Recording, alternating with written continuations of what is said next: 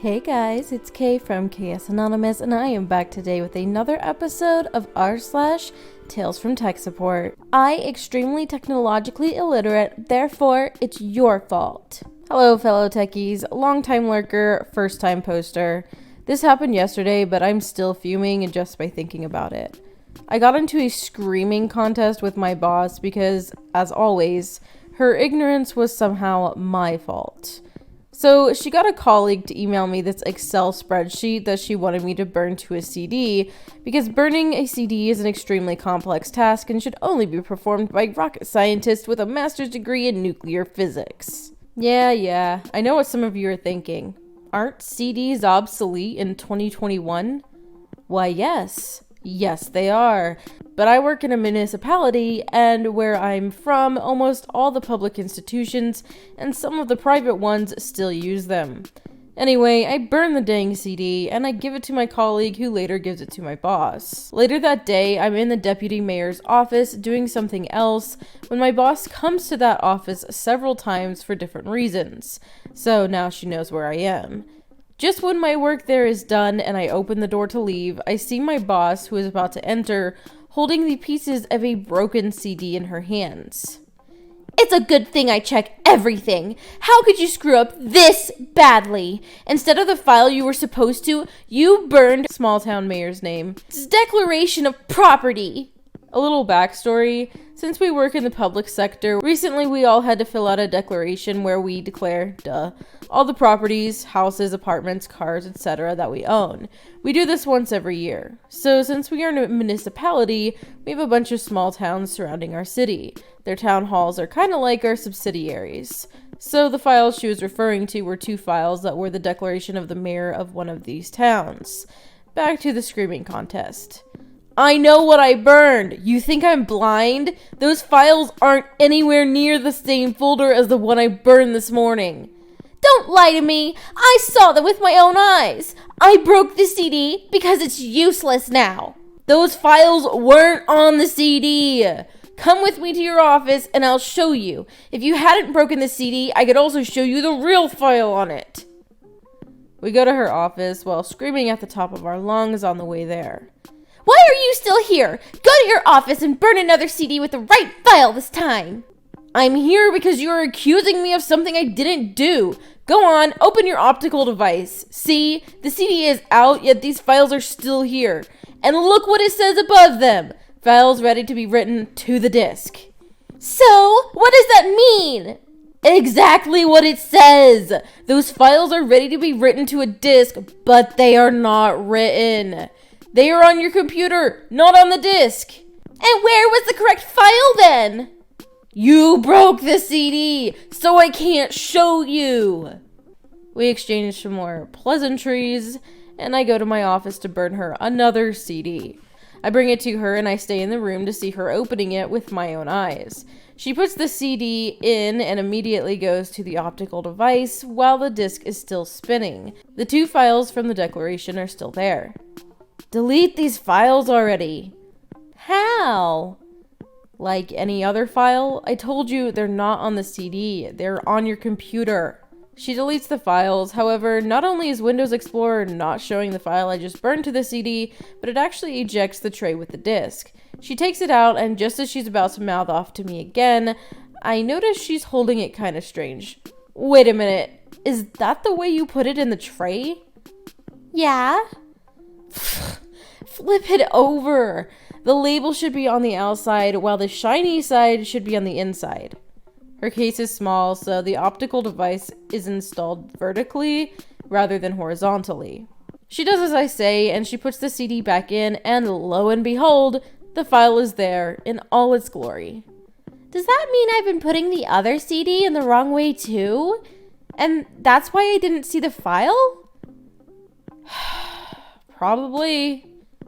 I didn't get anything resembling an apology, let alone an actual apology. She just awkwardly laughed a few times afterwards in an attempt to make me laugh with her, but I was way too ticked for that. And another thing that boggles the mind is the colleague who sent me the file then came to my office and was watching me burn it. So according to my boss's logic, we both somehow missed the fact that instead of burning the one correct file to a CD, I mistakenly burned 2 incorrect ones. Okay, so what I want to know is, like, how long did it take this municipality to stop using floppy disks? Because this is kind of ridiculous at this point. But, like, CDs have their place still, I think, like, for some people in some places, but why? Like, especially one file. Can you imagine wasting an entire CD for one file? Are you kidding me? Do these people not have email? Is there not some sort of, like, if you're archiving, why would you just do one? I don't understand this. That's just blowing my mind. Like, I get using outdated stuff, but for one file? Actually, no, I'm having trouble understanding the outdated thing too. I get being somewhat outdated, but okay. I actually have had experience with people putting the CD in the wrong way, and it's so confusing to me how you can still manage to do that. Like, I guess with the vertical one, it's maybe a little more confusing, but at the same time, like, if you've ever used, like, she has to use CDs more often, right? Like, she should know how to, people who are this technologically illiterate, I don't know how to wrap my head around, especially when they work with technology in some capacity. I just don't understand how that's possible. And so it begins again. One of my users left the company about 6 months ago. There was a celebration in the IT department thanks to the mental relief of not having to support this idiot again. A month ago, she comes back. It starts again. Today, I get a flustered email saying that 99% of her emails to customers are bouncing back with error messages. Her words, not mine. This is interesting considering she's never mentioned it in the past and none of the other users have reported problems. We've got 3 different systems that can send emails. Company email system, sales system, and car manufacturer emails. So I needed to ascertain which system was having problems. Where are you emailing from? My office. Okay, not helpful. But I'm willing to admit the question was misconstrued. What is the email bounce back you are getting? Here it is. I look at the error message. She spelt the customer's last name, which is part of the email username, wrong. You've spelt the customer's last name wrong. But it is happening to all my emails. Here's another one. She sends me another bounce back message.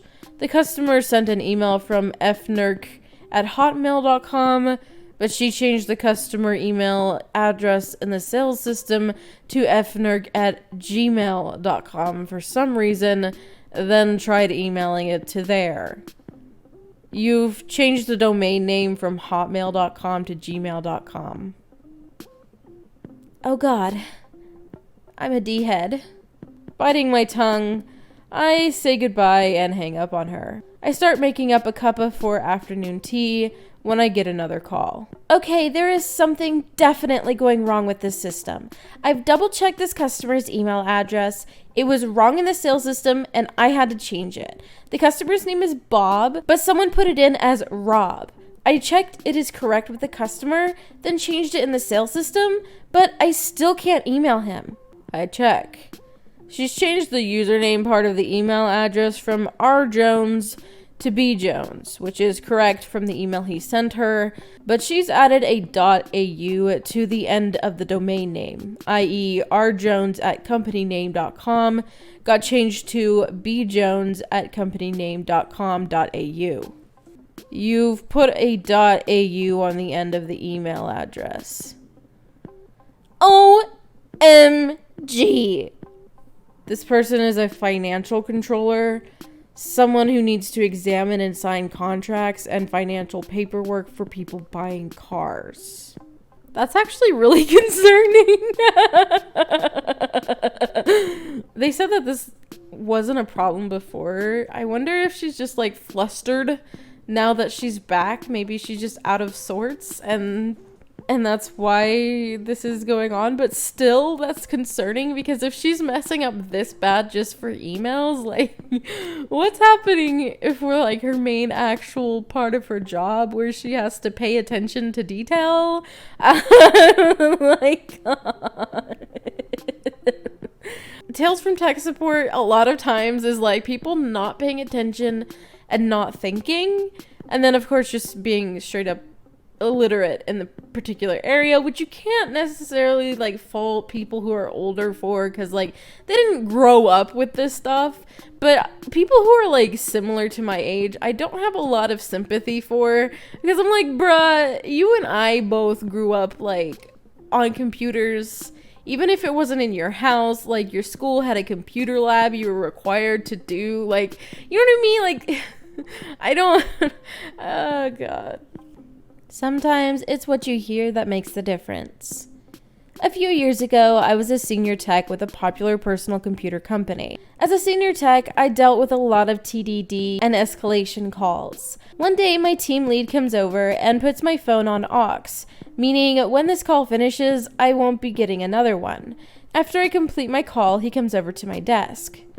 Okay, so I'm sending you a call from an irate customer. No shock there. They've replaced his mouse twice and his PC once. He has just finished his third reload and it's still messed up.